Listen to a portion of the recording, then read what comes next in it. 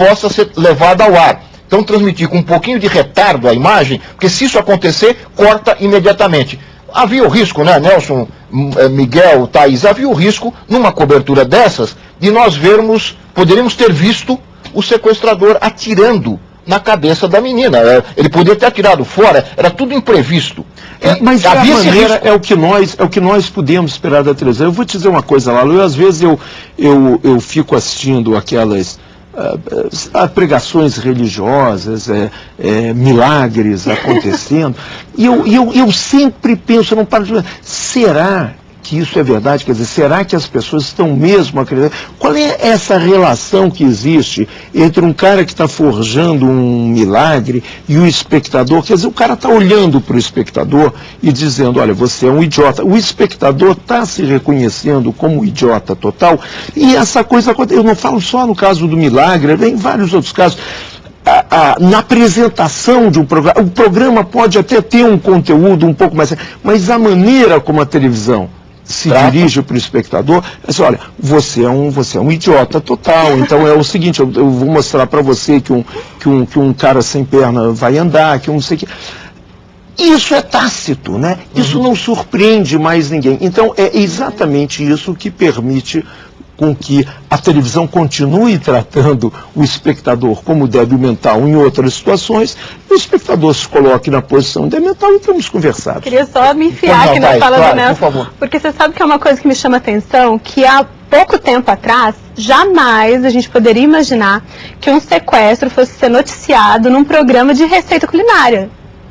Essa boa lembrança, boa lembrança. E o programa da Sônia Abrão é um programa feminino, que tem fofoca de revista, aquelas revistinhas de celebridade, fofoca de revista, e receita de pão, receita de bolo, né? E a Ana Maria Braga também, não? Ela furou a imprensa inteira, porque foi a primeira pessoa a entrevistar a Nayara. Na saída do... Não, depois, numa outra cidade. A Record ficou com um carro carregando coroas de flores da Nayara pra baixo e pra cima, tentando... Pra conquistá-la. Exatamente, pra conquistar a confiança dela, resolveu não dar nenhuma entrevista. Na segunda-feira, quem entra com a Ana Maria Braga, 9 horas da manhã no telefone? A Nayara. É um absurdo. E a impressão que nós temos é que o espetáculo ganhou da notícia, porque a mídia não se mostra preocupada com a vida das pessoas. A mídia se mostra preocupada simplesmente com a cobertura e com a audiência. Imagina se a polícia lá de São Paulo estivesse devidamente equipada com microcâmeras, acompanhando tudo o que se passava lá dentro, com escada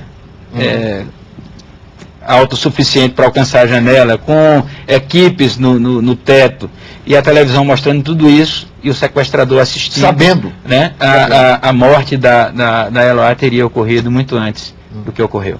Ô Miguel, nós temos também, vamos tocar num outro ponto que a gente ainda não conversou aqui, e que tem a ver com esse caso, e quem nos traz esse outro ponto é a Milena Calezan. Ela é do Centro Feminista de Estudos e Assessoria, aqui de Brasília. Vamos ouvi-la. Nós analisamos que a cobertura jornalística esqueceu que o caso Eloá se tratava de um caso de violência contra as mulheres e que foi dado muita ênfase de uma forma sensacionalista ao caso. Né? Praticamente a sociedade brasileira assistiu um assassinato pela televisão em que em nenhum momento das reportagens que nós acompanhamos, seja pela televisão ou pela mídia escrita, se reportava esse caso como um caso em que se tratava de uma violência contra as mulheres, embora ela fosse uma adolescente, assim como Nayara. Olha, eu queria completar, eu acho que, minha opinião é que ela tem toda a razão, eu queria completar a opinião da Milena, citando a promotora Luísa Najib Eluf, de São Paulo, muito preocupada, uma pessoa que se preocupa com a questão da televisão. Ela escreveu um excelente artigo na Folha de São Paulo, exatamente tocando nessa questão passional, e ela lembrou o seguinte: ele não queria dinheiro, ele não estava fazendo nenhuma exigência material, o problema psicológico dele era todo emocional com a menina. E a Luísa diz, só havia uma saída para aquele caso. Era a menina, claro que ela não ia ter, isso a Luísa também diz, ela, uma menina de 15 anos, não podia ter essa percepção, era só a menina, a única coisa era a menina concordar com as exigências que ele fazia, enfim, porque não havia outra alternativa. E mais, né, ele foi armado, disposto a tudo.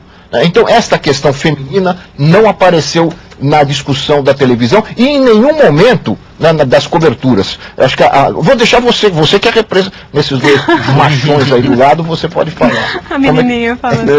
Realmente não teve, mas é esse que é o problema. A espetacularização ganhou disso tudo. Você não teve nenhuma grande discussão dentro disso. Uma análise, né? Nenhuma. Você não teve nenhuma análise, tampouco uma meia-culpa da imprensa depois que isso tudo acabou. Não teve nada. Então, teve uma grande discussão? Não, nenhuma. A grande discussão é: a polícia está demorando ou não? E agora? Pode falar ou não pode? E agora? Tem muita matéria ou não tem? Vamos aparecer ou não vai? Ela vai sair ou não vai? Só. Não teve nenhum grande aprofundamento. A Folha de São Paulo, que normalmente não faz cobertura de sequestro, só quando o caso está resolvido, é verdade, alegou que se tratava de cárcere privado. E sequestro e cárcere privado são o mesmo crime. Eu não vi isso. É o mesmo capítulo lá do Código Penal, que trata de sequestro e cárcere privado. Estão confundindo com extorsão mediante sequestro. Extorsão mediante sequestro é quando o criminoso faz o sequestro com o objetivo de pedir resgate e pede o resgate, né? Essa é a extorsão mediante sequestro. E o sequestro é quando a pessoa é privada de sua liberdade, por vários motivos. No caso da Eloá, foi por uma questão passional. E a divulgação exacerbada, exagerada desse fato, tem provocado muitas mortes, porque os adolescentes em formação, eles começam a imitar, principalmente os que estão em processo de desajuste. Ontem mesmo, em Planaltina, uma menina de 14 anos, que já está namorando tão cedo, foi morta por um rapaz que queria que ela tivesse um namoro mais firme com ele, ela não aceitou e foi morta a tiros em plena via pública de Planaltina. Quer dizer, as pessoas já começam a imitar aquele gesto, né, até para aparecer na televisão e motivadas por essa divulgação.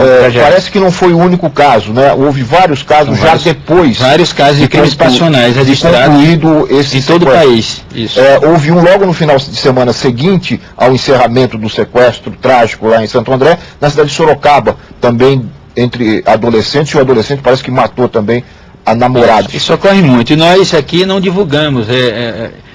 Nós temos experiência de que quando o suicídio é muito divulgado e propalado, casos semelhantes começam a acontecer. E nós evitamos, colocamos em ocorrências reservadas à imprensa, e nem mesmo os policiais que não participam da investigação têm acesso. Muito bem, Miguel, nós vamos fazer mais um rápido intervalo e voltamos em seguida com o Ver TV, que hoje está discutindo com os nossos convidados a cobertura televisiva do caso da menina Eloá em Santo André. Nós voltamos já.